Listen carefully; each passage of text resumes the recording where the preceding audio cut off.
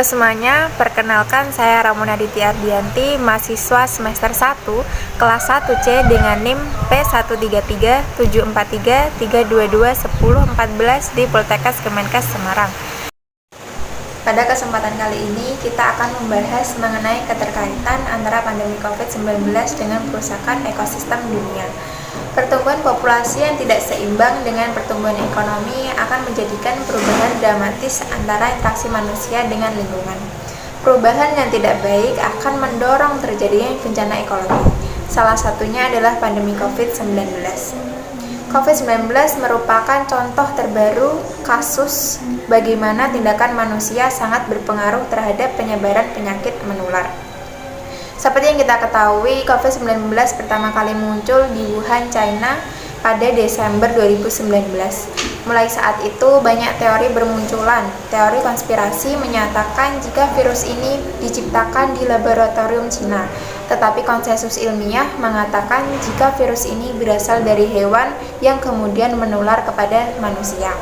Diduga virus ini berawal dari kelelawar lalu menular melalui hewan mamalia lainnya.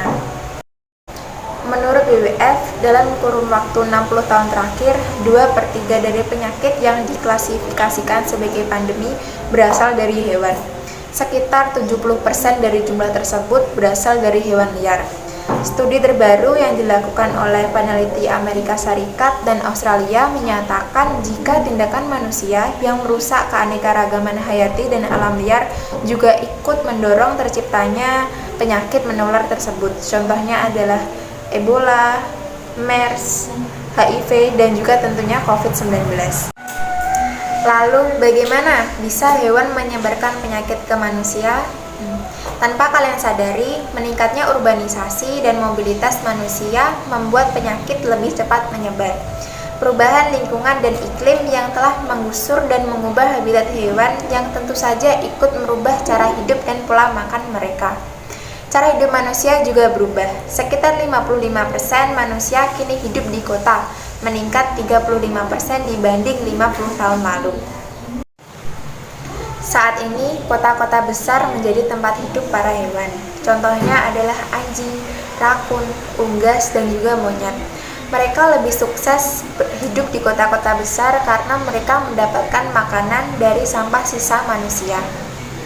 Hal ini menjadikan kota-kota besar menjadi tempat pertemuan penyakit-penyakit. Lalu, apa saja upaya yang bisa kita lakukan? Sebelumnya, perlu kita ketahui bahwa semakin banyak kita mengubah lingkungan, maka semakin mungkin kita mengganggu ekosistem dan menyediakan peluang munculnya penyakit baru, khususnya adalah penyakit menular. Kita hanya perlu mengenali potensi penyakit yang ada pada hewan liar, meningkatkan kebersihan, pengelolaan sampah, dan pengendalian hama. Lebih jauh lagi, sudah waktunya mengubah cara kita memperlakukan lingkungan dan pola hubungan kita dengan lingkungan. Oke, dari pembahasan kali ini dapat kita simpulkan bahwa pandemi COVID-19 merupakan salah satu kasus akibat dari tindakan manusia yang merusak ekosistem. Untuk mengatasi hal tersebut, kita bisa mulai dari diri kita sendiri. Kita harus memahami dan mengenal potensi penyakit yang berasal dari hewan liar, serta senantiasa menjaga kebersihan lingkungan, dan yang terpenting adalah memperbaiki perlakuan kita terhadap alam sekitar.